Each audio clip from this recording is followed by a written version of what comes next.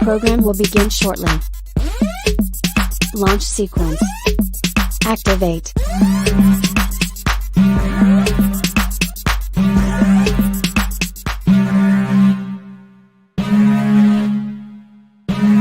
Warning, the following content is not politically correct. Viewer discretion is advised.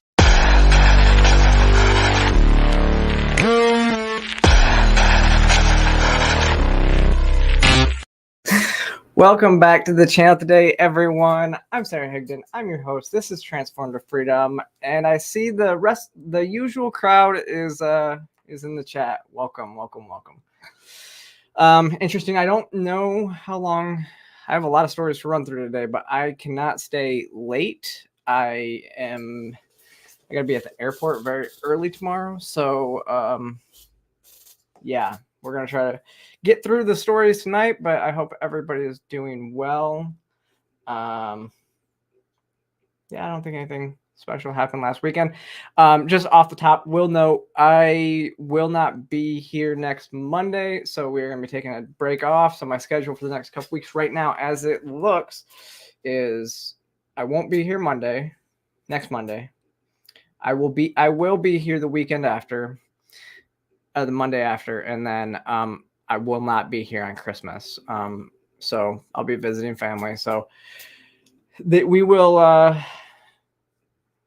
make this work, and we'll see where we go from there. But so again, just keep an eye out. If you're not already, subscribe to the channel. Watch the community area. I'll post when I'm not here. Everything else. So yeah. But yeah, so let's just kind of jump right into it, right? So last week, we spoke a little bit about this. We talked about Derek Chauvin being stabbed in jail or prison, right? After he was moved. So if you kind of go off the top, Derek Chauvin is the police officer who was charged in the killing of George Floyd.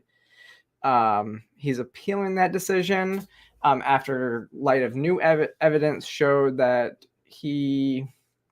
George Floyd may not have died. I'm just saying may not have for YouTube, but it appears that the death could have happened because of the number of drugs and stuff that was in the system. So he's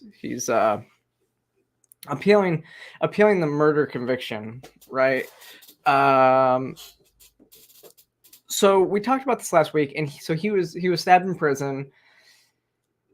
He was originally moved into a federal penitentiary in Arizona outside of Minneapolis, because instead of the state penitentiary in Minnesota, because he was a police officer. It's incredibly difficult to be a police officer and in prison anyways. And it's almost a guarantee something's going to happen if you are in prison with somebody that you locked up or helped investigate or anything like that. So moved him out to a prison in Arizona where it was supposed to be safer. Yet he was then stabbed. And apparently now we find out he was stabbed like 22 times and almost killed. And now, strangely enough, I don't know why this keeps happening, but now we find out that the man who stabbed him, his name is John Tursak, 52 years old, and he became an FBI... Wrong one. Let me see. Okay, there we go. He became an FBI informant in 1997. So, really, really weird. Could get down into the conspiracy land on this one and be like, what, a FBI informant or a former FBI informant is the one who stabbed this high-profile person. Really, really, really. Yeah, you're right. See, Lizzie says, why is it always the FBI? The FBI, the CIA, any of those people. One, we know that in a lot of these mass shooting situations, the person was on their radar. In most of them, they are on the radar. And now,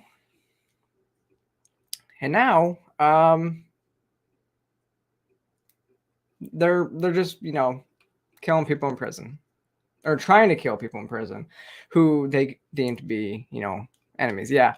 Yes, Forrest Mommy, welcome back in. Yes, he was stabbed last week, and it really is.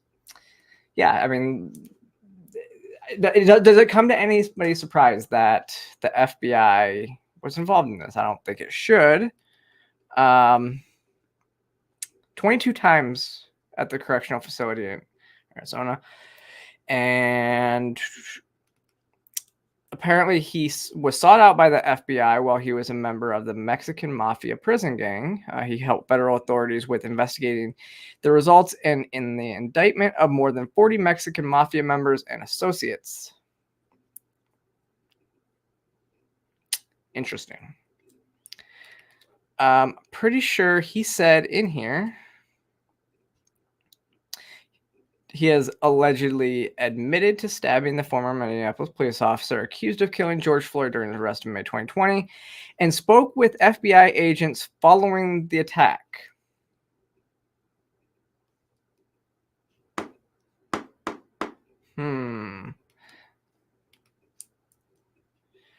So, says he planned the attack on Chauvin on Black Friday as a symbolic nod to the Black Lives Matter movement and the black hand emblem affiliated with the Mexican Mafia gang. Really interesting. Like I said, we talked about this last week. So yeah. James V, thank you so much for the $5 super chat. Says, you're amazing, Sarah. Much love from Alabama. Thank you so much. You're amazing too. I appreciate that always. But yeah, so I just wanted to kind of update everybody on that one. Like I said, Chauvin is he's trying to get he's trying to actually, it's interesting because he's trying to get his guilty plea thrown out because of the new evidence. I think that they still they said they weren't going to move, they couldn't move forward with his appeal on the other one, but he was trying to get the guilty plea on the death, what is it, the unreasonable, so he pleaded guilty to willfully depriving Mr. Floyd of his constitutional rights to be free from the use of reasonable force by resulting in Mr. Floyd's bodily injury and death. So he's trying to get that thrown out because of the new, you know, the evidence that shows that he may not have been the one that the choke may not have been the one that caused it. It's really interesting.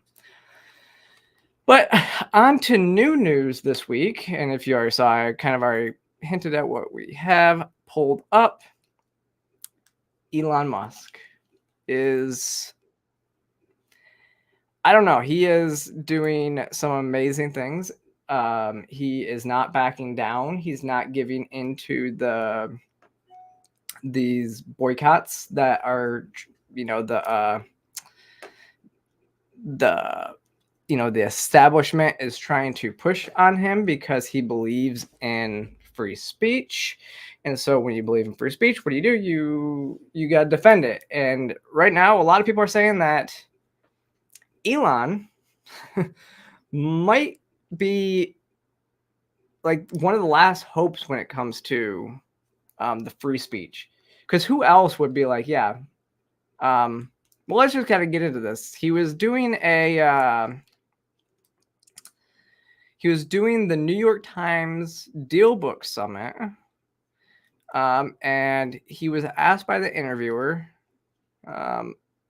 about the advertising boycott, and here's kind of what he said. Obviously, you know that there's a public perception that, and you're clarifying this now, but there's a public perception that that was part of a apology tour, if you will, that this had been said online. There was all of the criticism. There was advertisers leaving. We talked to Bob Iger today. I hope they stop. You hope? Don't advertise. You don't want them to advertise? No. What do you mean? If somebody's going to try to blackmail me with advertising, blackmail me with money, go fuck yourself. But go fuck yourself. Is that clear? I hope it is. Hey, Bob, if you're in the audience. well, let me ask you then. That's how I feel. Don't advertise. How do you think then about the economics of X? If part of the underlying model, at least today, and maybe it needs to shift, maybe the answer is it needs to shift away from advertising. If you believe that this is the one part of your business where you will be beholden to those who have this view, what do you do? Why? I understand that, but there's a reality too, right? Yes. No. I mean, Linda no, Yaccarino's right here, and she's got to sell advertising. Absolutely. So, totally. No. Actually, what this advertising boycott is going to do, it's going to kill the company. And do you think that and the whole world will know that those advertisers killed the company, and we will document it in great detail. But those advertisers, I imagine, are going to say, we didn't kill the company. Oh yeah. They're going to say, tell it to Earth. But they're going to say, Elon, that you killed the company because you said these things, and that they were inappropriate things, and that they didn't feel comfortable on the platform, right? That's what they're going to say. And let's see how Earth responds to that. Okay. I think that's, I mean, yeah, you're right. The the journalist there's like, how do I go forward with this? What, you're not supposed to say that. You're supposed to apologize. Like this, what do you mean? But here's the thing is, I think that is the I mean, he's absolutely right. If you really want to push free speech, you kind of have to, take that, because otherwise the whole, the censorship industrial complex will envelop you. If he gives in to this boycott and starts censoring people, which they do censor stuff on Twitter sometimes, which is really, it's really interesting, because I know people that have lost their accounts and then get it back like 2 weeks later. It's really, really weird. But you can't, if you have to be willing to stand up for your values like he's doing right now. And if you really do believe in free speech, this is the only real way to do that. And he has the money that it's kind of, there's FU money, and then there is, sure, you'll kill you'll kill the $44 billion that I just spent in this company. But knowing that there's millions and millions of people, and that is the free market value. I mean, but here's the thing is, people are trying to compare this advertising boycott, which was started by Media Matters hit piece about Elon Musk. And it, like we talked about a couple weeks ago, it also kind of coincidentally took place right like the same day after Xi Jinping was meeting with all these tech leaders and all these people that are now boycotting. Like the same day is when they started this massive boycott. Almost seems like this was, and they haven't pulled their funding from TikTok. So real curious about that one. But this is, and so it's a lot different when there's a consumer boycott, when they don't believe in your values, to a coordinated attack to and he is right, blackmail and to censoring speech that they don't like, even though it's lawful speech to censor it. I think this is going to get interesting. Now, I would encourage everybody, and I signed up for, I've been signed up for Twitter. What is it? Twitter Blue or whatever it is now, premium. I've been signed up to that since it was like new. And now I did upgrade to Twitter Premium Plus, because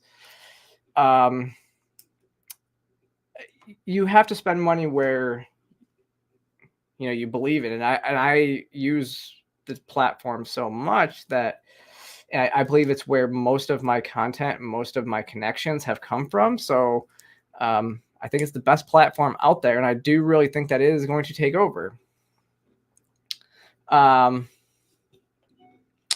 What I will say is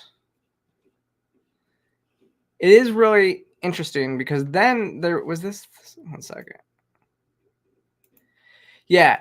So then he there's an extended clip from this that I thought was really interesting, that after he said that, this is what he said. What I care about is the reality of goodness, not the perception of it. And what I see all over the place is people who care about looking good while doing evil. Them. Okay?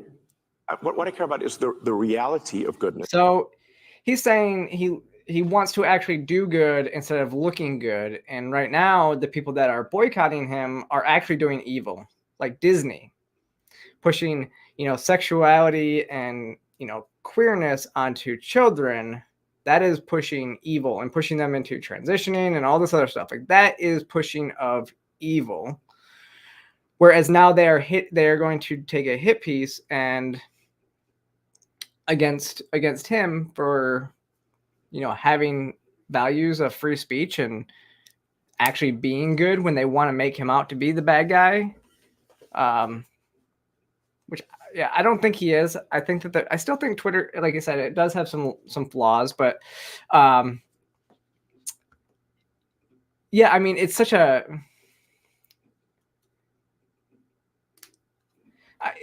if you are on Twitter a lot and you can get it up to get those 5 million views to get monetized, it ends up being worth it. I don't make as much as you, Forrest Mommy, but I do make a little bit. And so it becomes a good investment anyways. But even like, I think I said it on the show last week, like, when everybody was like, say, like when they were upping, like when the Babylon piece said 250,000 advertising over the next quarter, same with like Timcast and that, I was like, I just need to put some ads together now, because I'm going to spend like maybe $100 in advertising money to help promote. Can't hurt, can help boost stuff. So why not put a little bit in and show that, yes, because for a long time, here's the thing, is for a long time, like, creators never really advertised on Twitter, because it was almost seen as taboo unless you were a major organization to like pay for ads, to pay for engagement and stuff like that. And now that's the only way that this platform is going to survive if corporations keep doing this. So why not actually do something? It's just a little bit. So we'll go from there. I do think it's interesting, because now you're starting to see a lot of old clips of other people saying the same thing. But first, I do want to play this. This is actually Jack Posobiec makes a really good point here as well. So Andrew Sorga, this is a guy, he's CNBC, but he's kind of like their golden boy. Then he goes on, this is the New York Times Summit. This is like the masters of the universe of Wall Street are all there. Yeah. Elon comes in. This is where Jamie Dimon, I think earlier in the day, came out and urged everyone to get behind Nikki Haley. They're like, hey, let's get the Uniparty back together. Yep. Let's do it, guys. Remember we used to run game before Trump? We're going to do that again. And Sorkin was totally down, and everyone was fine with that. Like, you can be totally fine by telling people that you want to go on a murderous rampage and invade the Middle East and kill thousands of people. That's cool, and nobody bats an eye. But if you tell advertisers to F off, then everybody loses. I was going to say you can advocate for attacking Russia. Yes, nuclear war. Nuclear war. But if you say we're going to build a wall on our southern border, well, now you're a bigot, racist, and must be stopped. So Andrew Sorga. So yeah, I mean that is really interesting because now they're pushing for these neocons, which if you watch the show, you know, I'm a non-neocon. Like that is like my biggest red line issue is voting for. I will not vote for somebody who is pro involvement, you know, anywhere else in the world. You know, there's a lot to say about so Nikki Haley, the biggest neocon of all, is being pushed in these things, and that's great. You can go in and you can invade sovereign nations all around the world, and it's no issues. You can, you know, do as Barack Obama did and drop bombs on a hospital, and nobody bats an eye. And yet you tell advertisers to fuck off, and this is what you get. You get people freaking out because he actually had, you know, raw emotion. Like he actually said what he's thinking, which is so rare because everybody, this is one thing. And I saw a friend say this. So it's not, that's something like with his autism, which is actually a really great virtue. That is like, you just say what people, you say what people need to hear, and you don't say what they want to hear, you know? So you tell it like you see it. And that's exactly what he did. I thought it was great. But then, like I was talking about, like, then you see all these other clips. Let me see this. Is this the, ooh.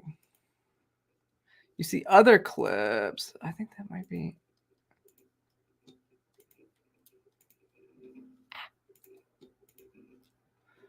Okay. Here we go. We'll just pull it up here.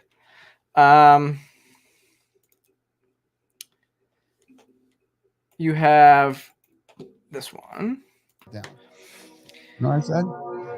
Where you have other people talking about the same type of stuff. So you have Dana White from the UFC first. And one of our big sponsors called and said, take that down. You know what I said? Oh, fuck yourself. Yeah. Well, fuck you. Yeah. Don't ever fucking call me and tell me who to vote for. Yeah. And if your recourse is, you're a bad person for not believing me, fuck you. That's my response. Fuck you. Blackmail me with money? Go fuck yourself. Go fuck yourself. Is that clear? I think this is the type of attitude that more people need to have this type of attitude. Like Dana White. And you know, Dana White has been under some heat recently because Bud Light is now the sponsor of the UFC again, and he doesn't care. He actually came out and defended it and was like, they have their folds of honor for the veteran programs, and that's more what he cares about than these stupid culture war issues. And it wasn't even about money for him because people were calling him a sellout for it and everything like that. He's like, they have this program that I'm way more invested in than that. And that's the other thing is like people want to tell you, you know, they won't advertise. They are going to blackmail you if you don't vote for who they want you to vote for and all this stuff. Yeah, I'm with it. I'm with you. Too many people are afraid to get canceled these days. That's the problem. And yeah, when you have FU money, it is nice. But even when you don't, here's the, and I get it. Sometimes this is I've talked about this before, maybe even on here, but I talk about this with my friends sometimes. And I'm like, you know, it's really nice knowing that I have to do something quite egregious if I was gonna get fired from the jobs that I have. It really is nice to know that I'm not going to get canceled simply because I disagree with or my bosses and stuff like that disagree with something that I might say or believe or anything like that, because they believe in free speech. They believe in, but we have a lot of the same core values. So if I was to go be a complete lefty, it might be a little bit different story. But this is the thing is, can pretty much say what I want, and I'm not beholden to that, because I know that, you know, the biggest thing is my livelihood is not at risk if for me saying something that I believe. And I think that is what more organizations and people should be seeking out, these organizations that hold those values, because it's FU money is one thing, but just being uncancelable is really what you're talking about. You have to be uncancelable. And I mean, just y'all's support of me helps me be uncancelable, right? But that's exactly what everybody needs to find, an area where they, you know, and it's not always easy in every line of work, right? But that's what you have to do. Here is another one. I mean, this is like, Roseanne is amazing. And I think this was one area I think I disagree with Bill Maher so much, but he's actually one of the true, like, modern liberals who doesn't try to cancel people simply for disagreeing with us. Exactly, Forrest Mom. You can't cancel hot bitches. I mean, you can't. I don't know. But if you remember her show, there's a little bit of background here. Her show, Roseanne, they rebooted it. They had the new show, The Conners, I think, came out, right? And the first season was crazy. And then she made a tweet about, about Valerie Jarrett, who worked in the Obama administration. I forget what she did, but she was deemed a racist for something that she said. So this is what she said recently on Bill Maher. Back, what is it, 20 years later, 10 years later, something, with 20. The reboot of the sitcom goes to #1 again. Try that, bitches. And then you tweeted something that I don't even know if you thought it was racist. It certainly was. It was not. Well, okay, well. I thought the bitch was white. I know, that's what you thought, but that doesn't mean it isn't racist, because obviously. She looks just like the fucking picture. You're not going to get yourself out of this by reiterating that. And everybody's in power got to be made fun of. That's true. Mark. Fuck you. If you can't take a joke, fuck you, you fascist. That's how I feel, Bill. And you know what? I don't give a fuck what color your ass is. If you ain't doing right for your own people or anybody's people in this country where people are sleeping in the streets and it makes me fucking sick, then fuck you. I don't give a fuck about your feelings. You are offensive to me. You better take care of the people who are living and dying in these streets. Fuck off. I'm so sorry. But it just came out. No, I'm glad. That's what I want. I want it to come out. It's what do old friends do when they get together. I love that response though too. I mean, her response. I mean, obviously, it probably just got this episode demonetized, but I don't care. I think that's the attitude people need to have. You know, there's such a sensitivity in today's culture where you feel like you have a right to never feel uncomfortable. And so anytime somebody, and this is the problem too, is now governments across the world, we talked about Ireland last week, but now these things are deemed like hateful and hate speech and all this other nonsense.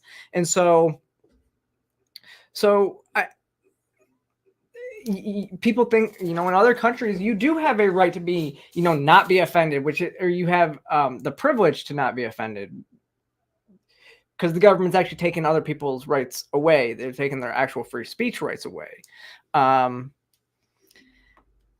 So comedy needs to survive. Free speech needs to survive. I think that shows right there. Like Bill Maher's like, yeah, that's great. I love how you just opened up. You just let that out, because that's what old friends do. Like, you don't, like, he could have easily been like, okay, yeah, we can't do this anymore. Like, canceled the show, canceled her, ended their friendship, even though they're on different sides of the aisle.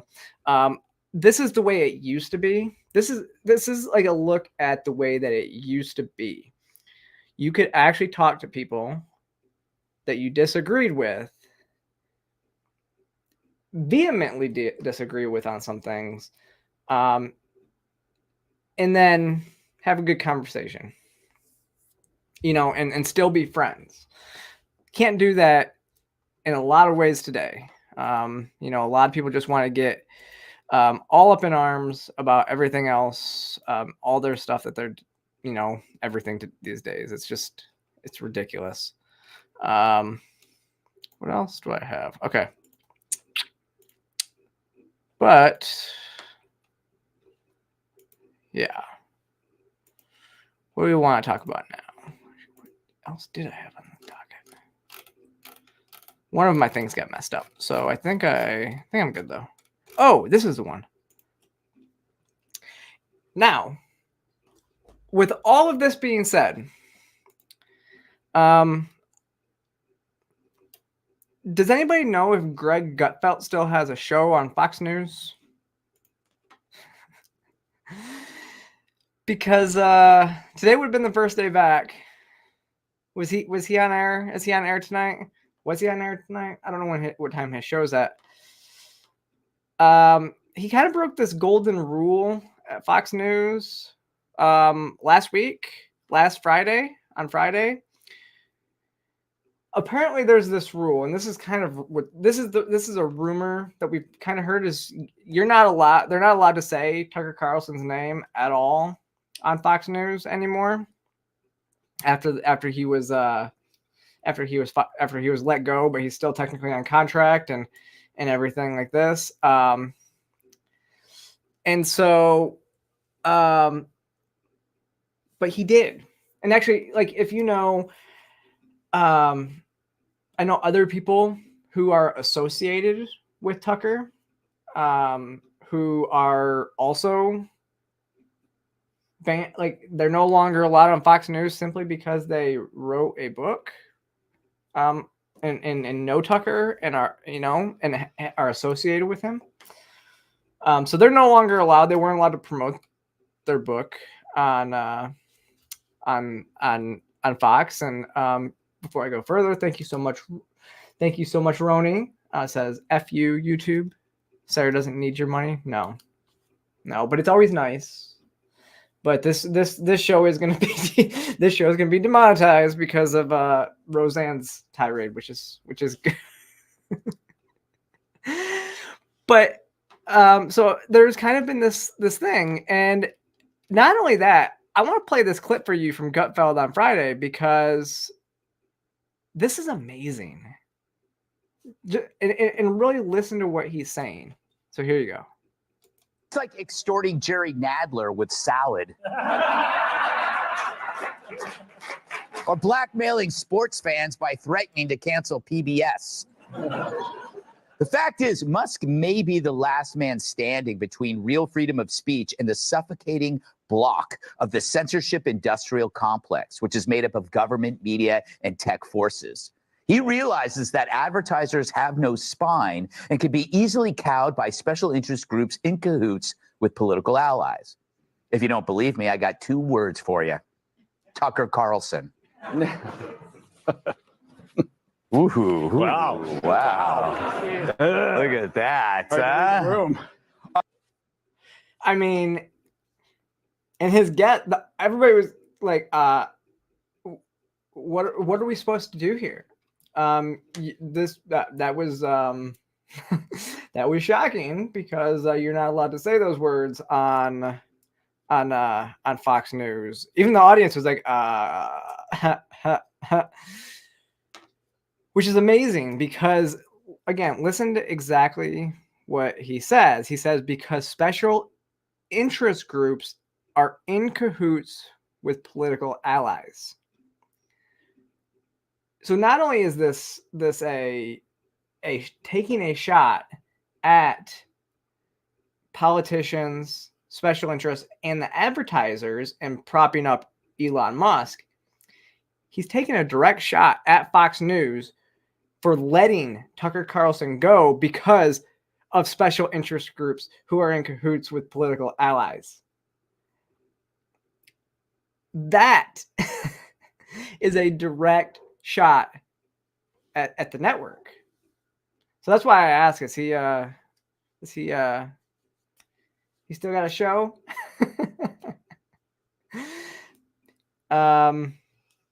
Which is again interesting because the person, my friend, because if you've seen, Chadwick Moore has not been on Gutfeld. He's not allowed on Fox News anymore, or he's been told he's not allowed on Fox News anymore, I think, from people, but he's not allowed. He used to be on Gutfeld all the time. So this could get really interesting at Fox. But I think that is savage. Yeah, like they said, it's savage. And that takes, Neo Wolf 09 says that's guts. Yeah, that takes a lot of guts. Because you want to talk about getting canceled. His show is probably going to get canceled because of that.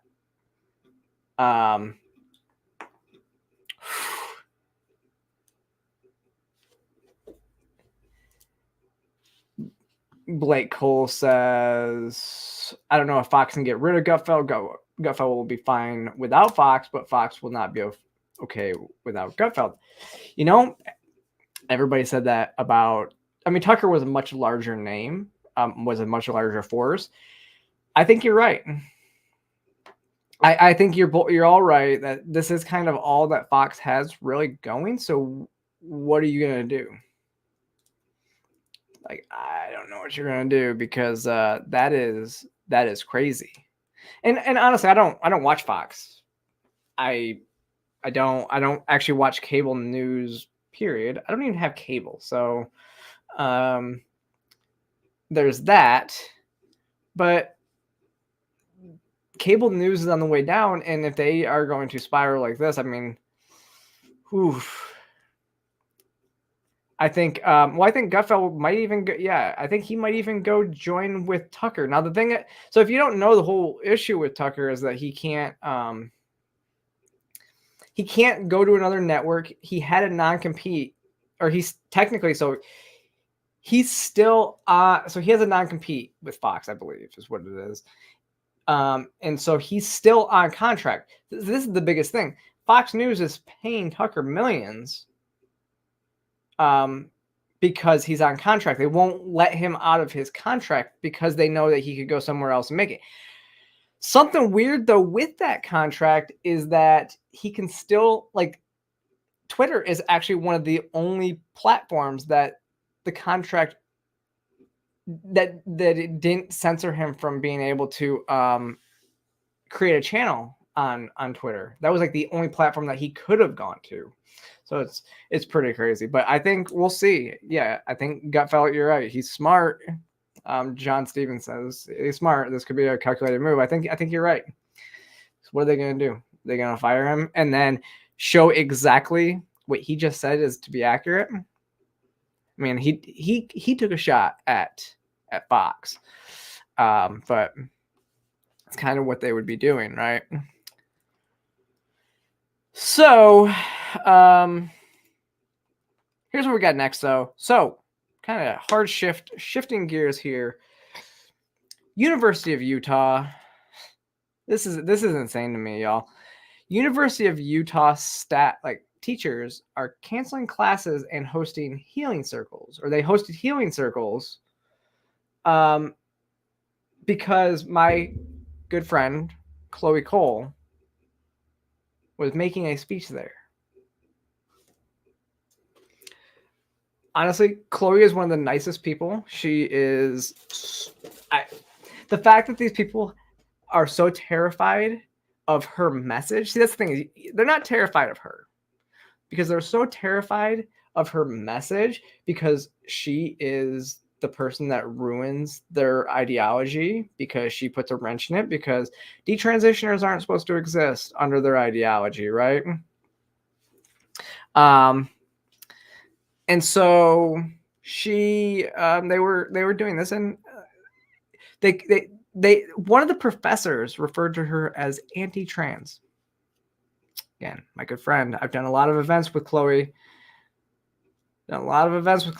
And I would say that she's not anti-trans. She likes trans people. I mean, like I said, we're friends.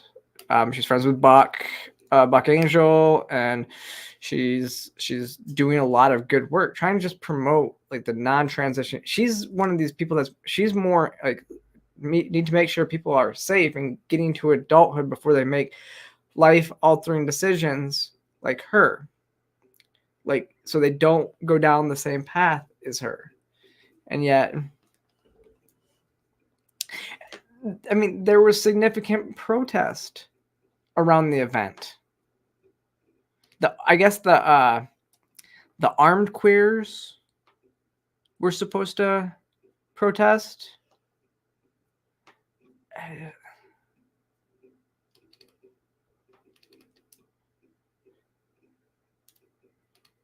The day, but this thing is they shut down the documentary Damage, which Chloe does appear in not too long ago too. It's just these people, like, why would you like hosting healing circles? Like, this is what we were talking about earlier about people being so. I honestly, in a lot of ways, I feel bad for people who are so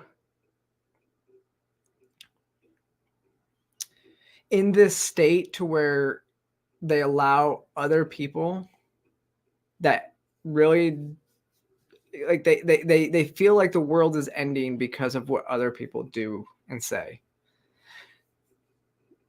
Like I don't know. Like, how do you live in such a state of emotion and sorrow that you have to go to a healing circle just because somebody you disagree with speaks on your campus? I don't really get that. Now, Jen McMahon, you said, remember when dropping out of school was regular? Here's the thing. You know, when I was on that Jubilee debate, the one person on there was just talking about dropping out of school at 16. Why was he allowed to do that? And yet but the thing is you drop out of school at 16, you can go back and get your GED. If you get, hormone replacement therapy and sterilize yourself, you can't reverse that. Like a male that transitions to female, after 3 months, you're sterile. After 3 months on estrogen, you are sterile. Marcy, I've done videos on this. It's like Marcy Bowers, the president of WPATH, was like, if you go on puberty blockers before you start, like right at puberty, and then you go all the way and you then go straight onto cross-sex hormones, and then go and have, vaginoplasty, 100% of the time, she said those people are never able to achieve sexual satisfaction as an adult. And Jazz Jennings is the prime example. Is one of those big examples of the person that happened to. So that's not reversible. You have somebody like Chloe, like you can't give up. The reason why she detransitioned, if you know her story, I actually have it right here, but 13 was placed on puberty blockers, and then later that same year was placed on testosterone.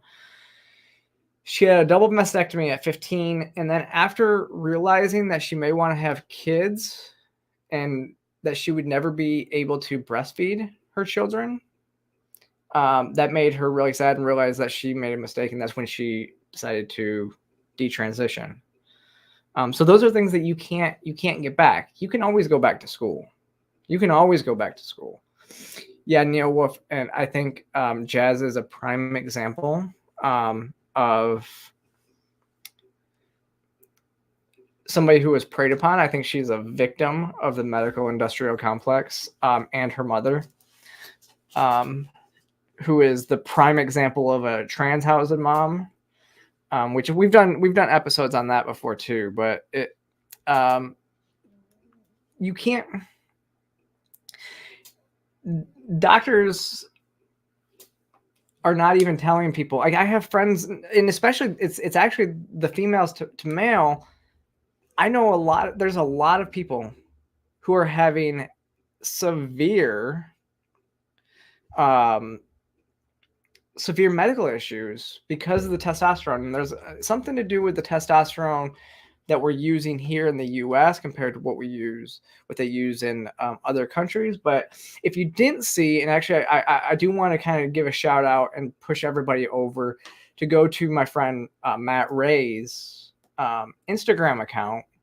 He posted I did an interview with him not too long ago. It's actually probably on my homepage. So if you go over, if you're on YouTube, go to the front page and you can see the interview with him. And we talked about the health issues that he was having there. He posted an update, and one of the things that he's having now, and he told about like what we talked about the difference in the medications and how it was really interesting, and how a lot of trans men that I know are coming off testosterone. They're not detransitioning because they still have gender dysphoria, or they're still, they're trans, but their body was rejecting testosterone. I know detransitioners who, if you can follow a number of them, and you see the different just the different health complications that they have, and a lot of them have, some of them have osteoporosis issues. If you watch the Jubilee episode, Andrew spoke about not knowing that a female goes through menopause when they go on testosterone. Like, those different things are not being discussed. And how can a child make these life-altering decisions? But going back to Matt was talking about the neurological issues that he's having. He started to have a form of adult Tourette's, and having tics. So honestly, go and support Matt as well. He has a GoFundMe out there too, but then they're also selling stuff. I forget what the brand that they're doing stuff with. But yeah, go make sure to check that stuff out. Go check out Matt and everything like that, and this is one of the reasons why this is a big issue, and this is something I touch on so much, is because I know so many of these people. And then you see them throwing out this detransition's rare, and I'm like, there was even the trans woman who Candace Owens recently interviewed, who regrets having bottom surgery but is still trans because everything was messed up with their bottom surgery. Like, there's different stuff like that. Like, it's happening on people, and it's not just detransitioners that a lot of stuff is happening to. But we don't even know what the detransition rate is, right? So we know that a lot of people are falling off the rolls and are never being counted as detransitioners, because they never had their primary sex organs removed, so they just stopped taking HRT, and then it comes, the original comes back, and then they just go on living their lives the way they were, or and they come off, and there's never any follow-up as well. We know that the average detransition takes place between 4 to 10 years after transition, and the longest study we have is after 5 years. So we just don't know. And then they quote these numbers like their stats, but they know, they will acknowledge, like, if you watch the Jubilee debate, they will acknowledge that they don't know, that we don't have the data, and yet they still push these numbers. So this is why this is a huge issue for me. But yeah. Okay, so we're going to kind of move on. I don't know. What should we talk about next?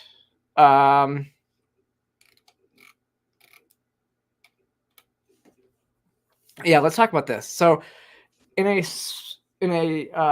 speech in Iowa, I believe, right? Yeah, in Cedar Rapids, Iowa, Donald Trump said that he would ban, or he would cancel President Biden's executive order on artificial intelligence and ban the use of AI to censor speech. This is why this is important, is because the Department of Homeland Security is using AI to basically monitor and using AI to censor other people's speech within this censorship. Like, this is the next level of the censorship industrial complex. And Biden's executive order, promotes them to. Says, I want the government to do this. I want the government to figure out the best and most useful ways to use AI, while also we're going to figure out how to regulate it. All of it's bad. Like that, all of that is anti-freedom. It's very Orwellian and using iRobot like tech and everything like that.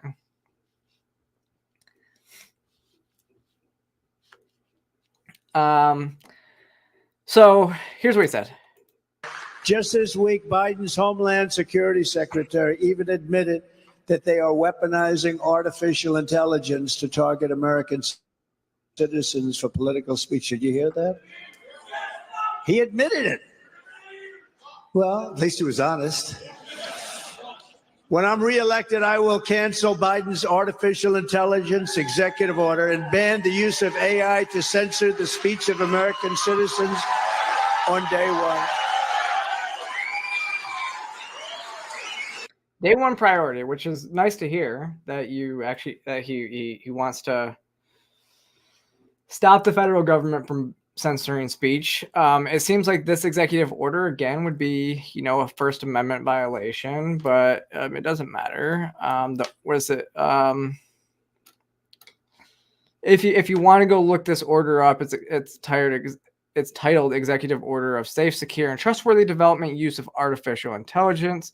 The order says the federal government would increase its internal capacity to regulate, govern, and support responsible use of AI to deliver better results for Americans.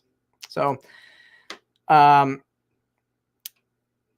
he wants his administration to take steps to attract, retain, and develop public service-oriented AI professionals to work basically in the federal government, which will help the federal government use AI to censor the people. Yeah.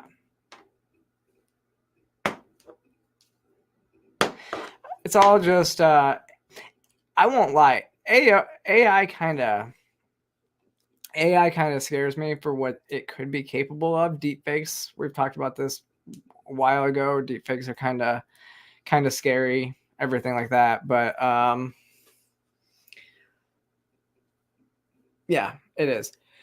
But jumping into again another issue with President Biden. Now, this is we could have talked about this earlier. This whole episode tonight is obviously all about free speech, because the next thing I have is about community notes. Y'all, community notes are like the best thing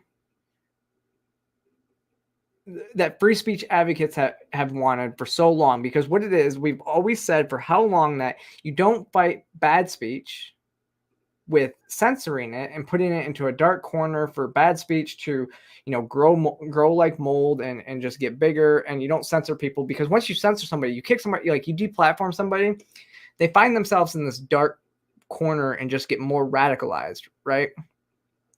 So instead you show with the light. Light is the best disinfectant for bad ideas and mold.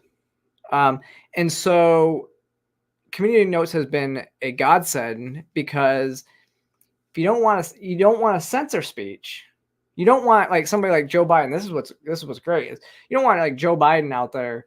Like you can't just take the president's account down or censor the president's account. Like he has like free reign to say what he wants, right?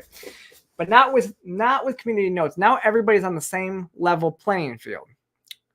You can't like, remember, they're the ones that are always talking about misinformation. What's wrong information? Well, his account has been on fire lately, and Community Notes has been all over it. Right here, talking about inflation. Joe Biden says, let me be clear to any corporation that hasn't brought their prices back down, even as inflation has come down, it's time to stop price gouging. Give American consumers a break. Such a false statement, because in order for them to be price gouging, inflation would have to be in the negative. So, Community Note says, as long as the inflation rate is positive, prices are still increasing. The fact that inflation has come down to 2 or 3.2% in October means that prices are still going up, albeit at a slower rate than before. What's really interesting is, again, don't quote me the numbers completely. I would have to look, but I don't think the inflation rate had been above 3% since maybe 2012 when Obama was in office. I know it was only for 2 months. It was above, I think it was above, it was at 4% for 2 months in 2008.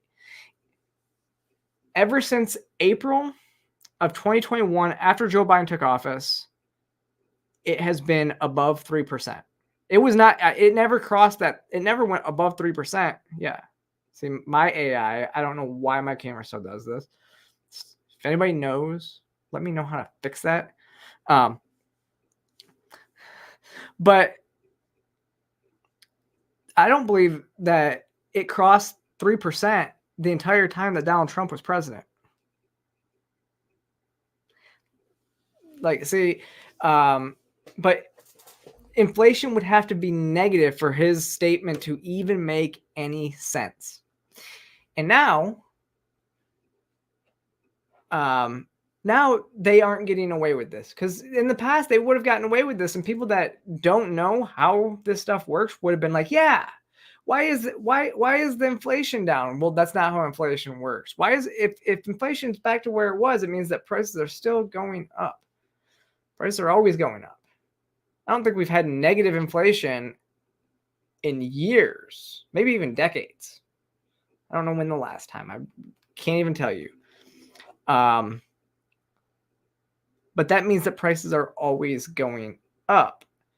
And so you're never going to get prices to go back down to where they were before. The only thing that you can really get to go back down is gas prices. Gas prices don't sit on the fixed scale of normal inflation, right? But that's just one industry. And what I really love about Community Notes is if you've interacted, and I actually think they're starting to do it now, if you've even seen a tweet, but definitely if you've interacted with a tweet, Community Notes will notify you when there's been an update on that tweet. So if you were like, oh shoot, this that's really a thing, and you got like upset, like if you were here and you were like, yeah, why, clicked like and said, yeah, why aren't they cutting us a break? And then Community Notes comes up and you go, oh, interesting, now I know. It's really, really, really good. So the censorship industrial complex is being stifled, and there's a lot of good stuff coming out. I think I told y'all before. I'm not gonna drop that yet. We're gonna push that a little bit more.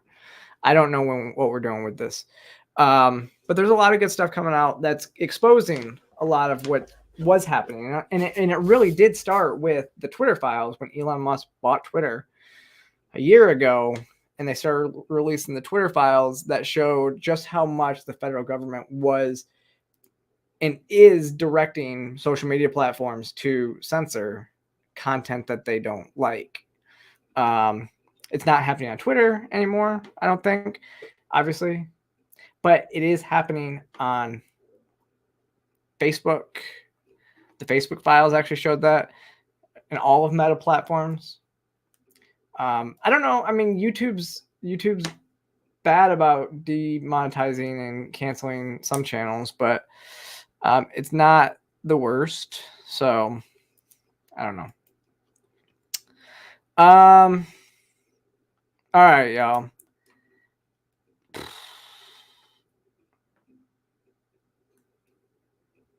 Let's talk about this real quick, because I do have to hop off because I have to go take a nap before I have to go to the airport at like 3 a.m. So we're going to talk about real quick what I thought of the DeSantis Newsom debate. I didn't watch it. I didn't watch it. I just watched the clips. Again, I don't have cable. It was on Fox News. There was no way I was watching it anyways. I had no desire. I actually had Twitter, of course, the Newsomites, not the Newsomites, the DeSantis people really didn't like what I had to say, though. I said this whole thing was actually a lose-lose situation for Ron DeSantis, because either he loses and it looks bad, and he loses, it looks bad on the voting public in the primary, or he wins and people say, who cares? You're running for president. Why are you debating the governor of a state? Like that seems to be why don't you focus on campaigning instead of, why don't you focus on campaigning and against, and trying to get the job of president instead of debating the mayor of a city who's at this point is not running for president. And probably isn't. And I think he even made that point. It's like, you're here debating me and I'm just a governor of a state. I'm not running for president. You are. So I thought that it was a lose-lose situation. However, I do think that this was actually a point where Ron DeSantis made a winning argument in the debate itself. Like I said, I didn't watch everything else, but let's listen. But let me just say something about parents' rights, because he says California respects parents' rights. This is rich. He's been telling a lot of whoppers tonight. This may be the biggest. In California, if you're a parent in Iowa or New Hampshire or South Carolina, your minor child can go to California without your knowledge or without your consent and get hormone therapy, puberty blockers, and a sex change operation, all without you knowing or consenting. How in the heck is that honoring parents' rights when you're bringing people from out of state to go around their parents' backs and getting life-altering surgeries? That is radical. That is extreme. These kids that is an assault on parents' rights. You know what, Ron? It's not for you to decide. It's for the parents to decide. And the parents do not want their kids going to these other things. Let me just say. So yeah, I think I've covered this on this channel before too, a little bit. So DeSantis was right. There's a bill that makes California a sanctuary state, so that yes, a minor can go to California and become a ward of the state and transition without parents' knowledge or consent. So it's a sanctuary state to do that. The fact that, and this was actually the winning argument, it wasn't even necessarily, I mean, DeSantis made the point very well, but the thing is Newsom didn't even deny it.